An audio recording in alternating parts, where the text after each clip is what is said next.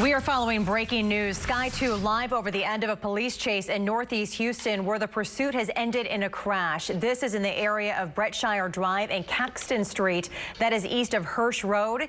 HPD says this started as a traffic stop, but the driver just kept going. The chase lasted about 10 minutes. We are working to find out why police first tried to pull over the driver in the first place. A furry friend is back with her owners thanks to a beer can. Day Day was one of the 4 shelter dogs chosen to be featured on Motorworks Brewing beer cans.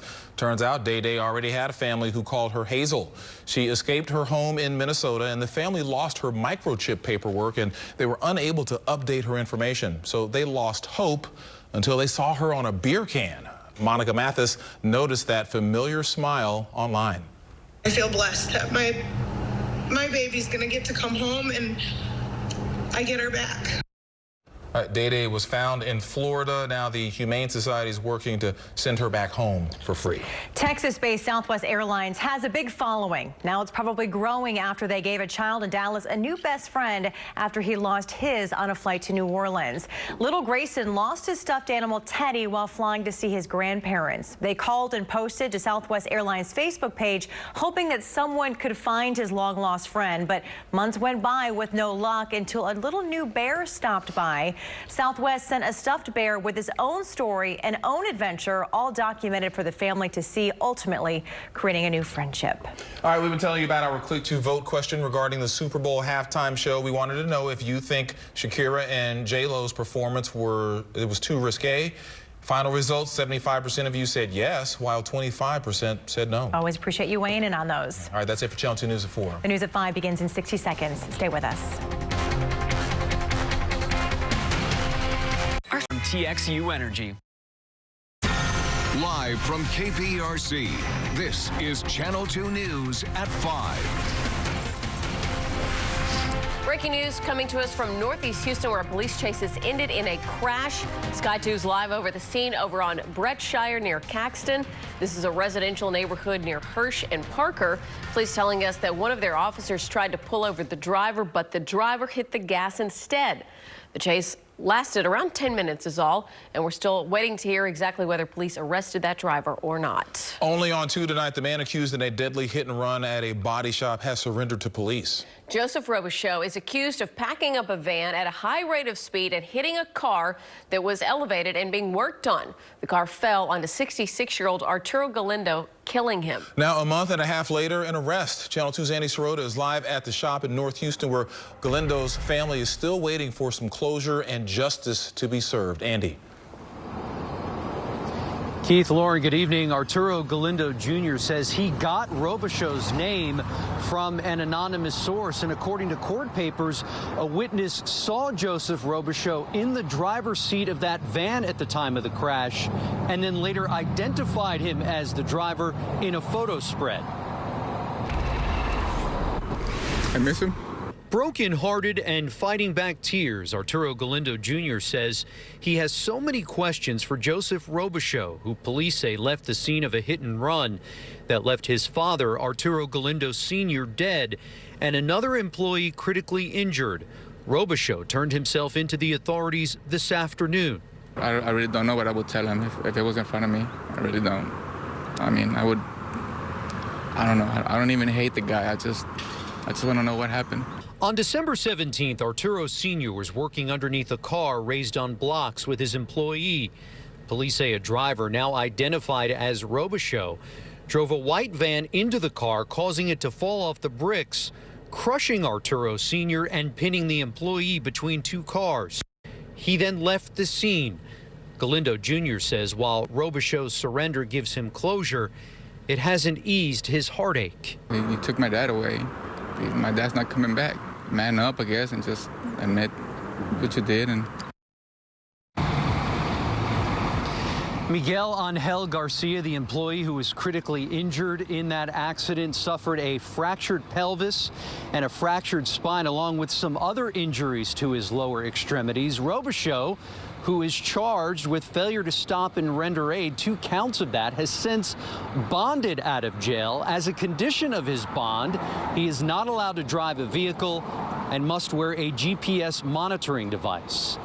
Live in North Houston tonight, Andy Sirota, KPRC Channel 2 News. Andy, thank you. Developing tonight, a judge has declared a Houston man innocent after prosecutors said his drug case was built on lies by a former Houston police officer who's now charged in connection to last year's deadly botched drug raid. Channel 2 senior reporter Phil Archer's live downtown with a closer look at the case and how exactly investigators determined former officer Gerald Goins lied. Phil? Yeah, the judge recommended that Otis Mallet Jr. be declared innocent of a 2011 drug charge that sent him to prison after seeing evidence that former narcotics officer Gerald Goins gave false testimony during his trial. District Attorney Kim Ogg joined with Mallet's defense team to ask the judge to declare Mallet innocent of drug charges that put him in prison. A joint report concluded that former Houston officer Gerald Goins lied during Mallet's trial when he claimed he arrested Mallet and his brother in 2008 for possession with intent to deliver cocaine. The DA also contends Goins withheld information that could have aided Mallet's defense. We know that former HPD officer Gerald Goins was lying about drug busts and that this individual, Otis Mallet, was framed as early as 2008. It's clear that Mr. Mallet was wrongfully convicted, and we agree with the defense that he's actually innocent.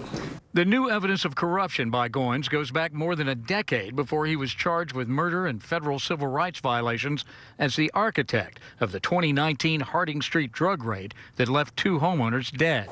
Goins was called to testify in a hearing on the Mallet case last month, but refused, citing his Fifth Amendment rights. Mallet served 2 years of an 8-year sentence. Still on parole, he's been fighting to clear his name since his release. His pastor says it's been an excruciating ordeal for Mallet and his family. He always had faith that God would overcome the situation, but he also is a human. He was down sometime. He needed prayer sometime, just like anybody else. The Mallet case is just one of 14,000 cases worked by Goins, currently under review by the DA's office. Several pending cases have already been dropped. In the Mallet case, District Judge Ramona Franklin says she will recommend to the Texas Court of Criminal Appeals that Mallet be declared innocent. The appeals court has the ultimate say. We also tried to make contact with Goins' attorney today. So far, we have not been successful. Reporting live downtown at the criminal courthouse, I'm Phil Archer, KPRC Channel 2 News. Phil, thank you.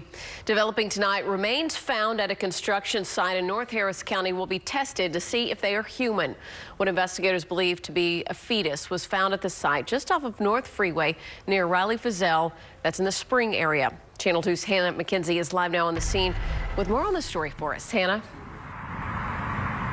So the fetus was found behind me in that last structure over there that will become a warehouse, obviously still under construction right now. In fact, the man who found the fetus actually works here as a construction worker, and he tells me he believes the fetus is human, but investigators still aren't sure. A gruesome discovery Monday morning at this under construction warehouse off the North Freeway Service Road near Ritchie Road. Some construction workers working here at the site found what they believed appeared to be a human fetus. Sheriff Ed Gonzalez unable to confirm if the fetus is human, telling us the Institute of Forensic Sciences has been brought in to investigate. It's very, very small. If it is, it's very, very early in pregnancy, so we don't know what the circumstances may have been that led to this. Raul Larios found the fetus next to this steel column. Muy pequeño then. He says it's tiny, only a few inches long. I think that it was approximately 6-7 weeks into gestation. For Larios, a father of 2, the discovery striking a nerve. They treated it like trash, like a pet. You don't even do that to animals. Whoever had a hand in this, they won't be forgiven by God. This isn't acceptable.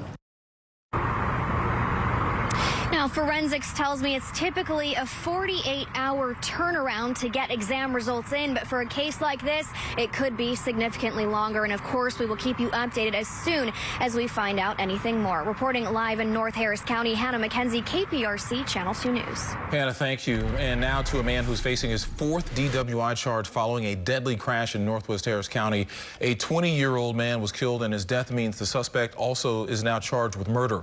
Channel 2's Joel Eisenbaum is live tonight from where this crash happened. Joel. Keith, that deadly wreck happened right behind me at this intersection. That's Bammel, North Houston, and Champion Forest. You know, Harris County is really a league leader in the United States when it comes to drunk driving deaths. And this is yet another one. On this Northwest Harris County street corner, 57-year-old Jeffrey Davis may as well used a gun. The most tragic and the scariest thing is individuals like this. Davis is a serial drunk driver. 3 convictions so far, and now he's facing a 4th DWI charge, plus a felony murder charge. By dumb luck, Davis survived this Sunday night catastrophe, but the driver of the truck witnesses say he turned in front of did not survive. 20-year-old Eduardo Tavias, a welder who was on his way home, never even made it to the hospital. Monday, we saw his family recovering pieces of his truck and laying down flowers. That's drinking and driving for you, over and over. Someone who refuses to utilize all of the other options out there and decides to drink and get behind the wheel, those are the kind of people that scare me. Those are the kind of people that we see every day out here. So the suspect remains in the hospital tonight. His condition is unknown to me, but I understand he will survive. There is surveillance video from a nearby convenience store. Investigators have already looked at it. We're live in Northwest Harris County tonight. I'm Joel Eisenbaum, KPRC Channel 2 News. Joel, thank you. And Jeffrey Davis is not the only person facing a 4th DWI charge. This is Stephen Knapp's. Deputies in Cypress in a neighborhood arrested him following a traffic stop Friday. They tell us that Knapp's was in possession of narcotics medications without a prescription, and this is his 4th DWI charge. His bond was set at just over $20,000. All right, if you've been outside, we want to get to our weather now. You know it's been a very windy day with a wind advisory in effect. And the clouds also move back in on what is the beginning of a wild week when it comes to our weather. Now, tracking some rain and the return of cold temperatures after, I have to say it, yes, the most fabulous and gorgeous weekend. Stunning. Nice. Absolutely stunning. Very. I know. Even the groundhogs loved it, so we were all good. Yeah, it really was nice, but it is shaking out there right now. Look at that. That's some wind for you. We got temperatures in the mid 60s to the upper 70s, so it's, or I should say the low 70s, but it's been fairly comfortable. This strong wind is right out of the south, 15, 14, 13 miles an hour, and it's gusting to 18 and 22. I think it's going to continue. The wind advisory is until 6, but I don't see the wind really dying down anytime soon, so be aware. It's going to be a breezy wind, probably right on through tomorrow. Not much in the way of rain. A lot of this isn't even reaching the ground, but it's coming our way. So you might at least keep an umbrella handy. It's certainly through tomorrow. It's that low and high giving us this windy condition. There's the front on the way, and look what goes on here. 4 to 8 inches of snow from Tuesday into Wednesday for North Texas. In fact, they're looking for around the Dallas area, just to the northwest there, 1 to 3, 6 to 8 up around Wichita Falls, 4 to 6 back out toward Lubbock. That cold air is headed this way. It's a big game changer, maybe even a winter burst here. Well, the models are interesting. I'll have that straight ahead. Keith? All right, Frank, thank you. The city of Houston is mourning the loss of a trailblazer who served the city for nearly 70 years. Anna Russell died today at the age of 88. She was appointed city secretary by former Mayor Louis Welch in 1972. She served under 13 mayors during her career. Some of her duties included overseeing council proceedings, maintaining all city records, and candidate filings. Tonight, Mayor Turner says Houston will have other secretaries, but there will never be another Anna Adams Russell. She tirelessly personified public service throughout her nearly 68 years as a city employee. Her commitment to a job well done exemplifies the best in service to others. A cell phone store is targeted by violent crooks twice in 2 weeks. And in this latest robbery, the armed gunman assaulted an employee. Plus, Texans are traveling across Iowa tonight, stumping for their respective candidates. It's the final push for votes in the Iowa caucuses. Our Sion Rhodes is live there tonight. 113 repairs. You're watching Channel 2, Houston's home for news. Developing right now, there have been even more cell phone store robberies in the Houston area. Police have just released video of 2 violent incidents on opposite ends of the city. The AT&T store on the Gulf Freeway at Wayside was robbed back in December. A man pulled out a handgun, tied up the employee, took the money and phones from the safe, and then took off. The employee was not seriously hurt. And just over a week ago, 4 men robbed a Metro PCS store on Imperial Valley in the Greenspoint area. One of them carried an AR-15 rifle, hit an employee in the face, and then the crook stole cash and smartphones. The same store was robbed just 2 weeks before this violent attack. No arrests have been made. Well, tonight is the first major indicator of which of the Democratic candidates could go on to challenge President Donald Trump in the election this November. The Iowa Democratic caucuses have all the candidates crisscrossing the state, and some Texans are also in town lending their support. Channel 2 anchor Sion Rhodes is live near Des Moines tonight with our Decision 2020 coverage. Sion? And this is one of the places, Lauren, that people will be filling into very soon. It's empty now, but they're expecting about 700 to 900 people. And let me give you a lay of the land. They've got this sectioned off. So candidates sections are here. We've got Pete over here, Pete Buttigieg of Indiana, South Bend, Indiana. We've got Bernie supporters. They're going to be sitting here. Joe Biden sharing the bleacher space here, and then in the back there, Warren. This is how those about 700 to 800 people will be sectioning off, showing who they think should be the next Democratic nominee for president. The final hours before the caucus meant leaving no door unknocked. Are you planning on caucusing today? These high school students aren't even old enough to vote, but wanted to take part in the political process. It's been really great to talk to voters and see campaigns and how they're run. Is everybody ready for tonight? Yes. Texas Congressman Joaquin Castro in Iowa supporting Elizabeth Warren. Donald Trump has torn this country apart. He's lied about everything. He's pitted Americans against each other. He's damaged the country, and it's going to take years for a new Democratic president to repair that. And another Texan, Lieutenant Governor Dan Patrick, in town on behalf of President Trump. He'll win anyway, no matter who. No matter who they nominate, they have real problems in their party because they've all just gone so far to the left. All right, so as the setup continues in this gymnasium and other places where neighborhood gatherings will take place for Iowans to be the first in the nation to decide who they think should represent them on the Democratic side for the presidential race. We're expecting results possibly about 10 o'clock our time, so we'll be looking forward to those and see who comes out on top. Reporting live in Ankeny, Iowa, Sion Rhodes, KPRC, Channel 2 News. All right, Sion, thank you. And we will have the results from Iowa as they roll in on click2houston.com, the Click2 Houston News app, and tonight on Channel 2 News at 10. And eventually it will be our turn here in Texas. The Texas primary is on Super Tuesday, March 3rd. And today is the last day to register to vote. You can print off a voter registration form from the state's website. We have a link to it at click2houston.com, and then grab a stamp and put it in the mail by today so your voice will count in the primaries. Okay, after a great weekend, today is a little different. Yeah. I know. But, you know, it started nice. It was a really pretty morning, and it warmed up nicely, but it's been breezy, and it's going to continue to be breezy, and it's going to continue to be cloudy. So, but the sun will be back on Thursday. Okay. Look forward to that. Come on Time Thursday. For the weekend, maybe again. I have a nice weekend for you. Yeah, look at this. Click2 pin, a bit cloudy, but the temperature was 72 on my KPRC2 app. So there you go. And that's a pretty picture. I know. It's spring flowers on February the 3rd. So there you have it. And it's a shaky camera. Highs today. Look at this. 76. The record's 80. 76 at Hobby. 81 the record there. Galveston just 3 degrees away from your record. I blog about the fact that we've just had no winter.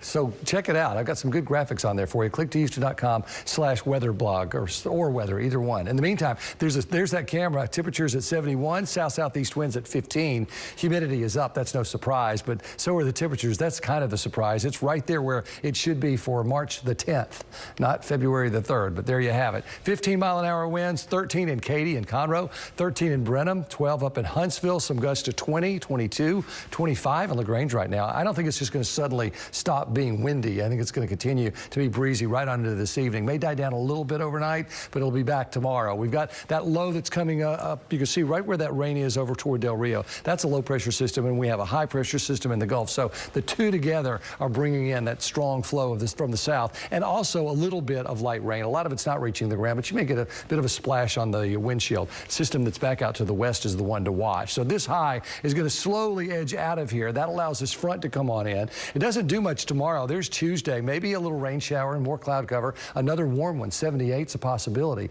Then things really halt. There's the front coming through. This is 6:30 on Wednesday morning. Dallas back out toward Wichita Falls, 4 to 8 inches of snow right on into Oklahoma. And then it moves pretty quickly. So we're back to just clouds on Wednesday, 1:30. I don't think we'll see a lot of rain out of it, maybe a half an inch. What gets interesting then is on Thursday, we put the cold air in place, and then you put a little more moisture on top of that cold air, maybe a little winter burst. And by that, maybe some snow or some sleet. The blue is snow there. So that's from Brenham up toward Buffalo. And then this line from really Columbus all the way up toward Huntsville and Lufkin weekend. That's from about 2 in the morning on Thursday to 4 in the morning on Thursday, and then that's about it. So we'll have plenty of time to watch it, but there's a chance that we may see at least a bit of old man winter come back for us. In the meantime, 66 and 78 for tomorrow, so it's certainly not anything like winter tomorrow. Wednesday's the change day. It's 60 in the morning, it's 58 in the afternoon, and then we're at 38 and 52, but back out where we might see a little winter. It could be at least a little cooler. 66 on Friday, and then a beautiful weekend once again. Galveston Marathon is on Sunday. Gets a little messy as we head into next week. So it could be interesting. I tell you though, it's way too warm at the ground for anything to stick or have any real impact. And people are going to be asleep if and when this happens. But who knows? It might happen. But just might. The possibilities. Wow. I know. Wow. You know, we get excited about it. Frank, thank you. We'll be right back.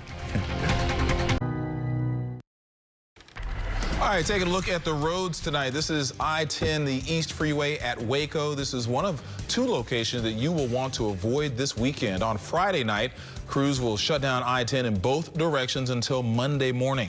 They are demolishing the Waco Street Bridge, and they will soon begin building a new, taller one because so many big trucks have smacked into the top of the current bridge. There have been 16 reported bridge strikes here in just the past 2 years, and that is not the only weekend headache. The West Loop will once again shut down in both directions at the Southwest Freeway Friday night as crews chip away at the 6-year-long project to overhaul that interchange.